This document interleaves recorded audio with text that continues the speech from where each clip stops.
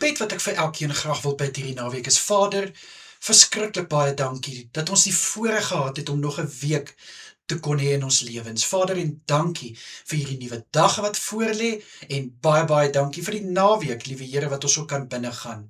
Liewe Vader, ek wil vir U kom bid en vra, vir my Boeta en Sissa by die werk, vra ek in Jesus naam, om hulle te vul met krag en wysheid, dat al is dit Vrydag, en al kan van hulle gaan naweek hou, laat hulle nog steeds, liewe Here, die kwaliteit diens lewer waarvoor hulle aangestel is, in Jesus naam. Ek bid vir sukses deur hierdie dag, Here. Ek bid in Jesus naam, dat hulle die vrugte sal pluk van dit wat hulle insit, in Jesus Christus naam.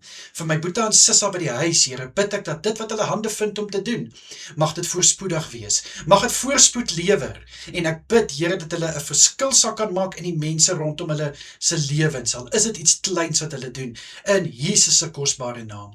Vir my Boeta en Sissa wat kan gaan slaap, of wat reeds slaap na laasnag se werk, bid ek, Here, dat hulle goeie rus sal inkry. Mag hulle verfris en versterk wees wanneer hulle die volgende skof moet aanpak.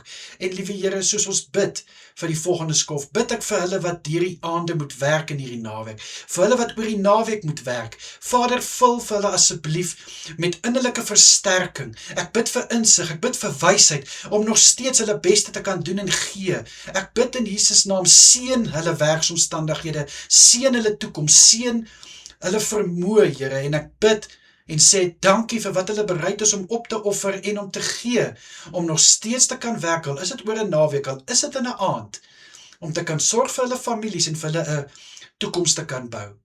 Vir my Boeta en Sissa wat kan rus in die aande wat voorlê, bid ek vir goeie rus. Ek bid dat hulle sal kan uitrus, en liewe Here, in Jesus Christus naam, bid ek ook vir kalmte en rustigheid wanneer hulle slaap. Vir hulle wat kan rus oor die naweek, bid ek dat hulle sal kan ontspan.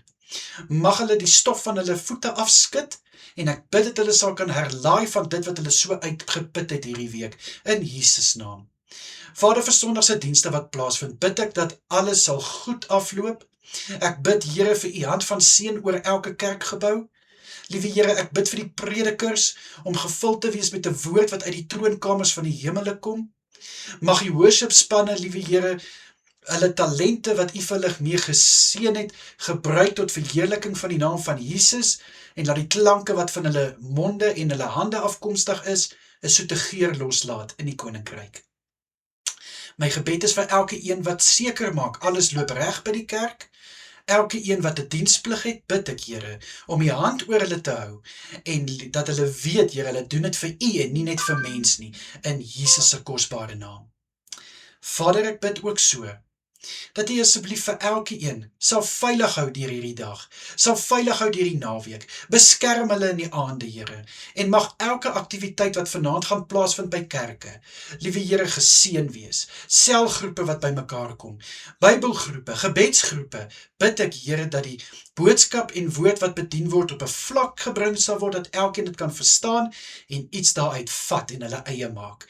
Ek bid, Here, waar daar Bybelskole en kursusse is wat aangebied word, vra ek, dat die lesing so gebring sal word, dat elkeen dit kan verstaan, iets daaruit leer en hulle eie maak, in Jesus naam.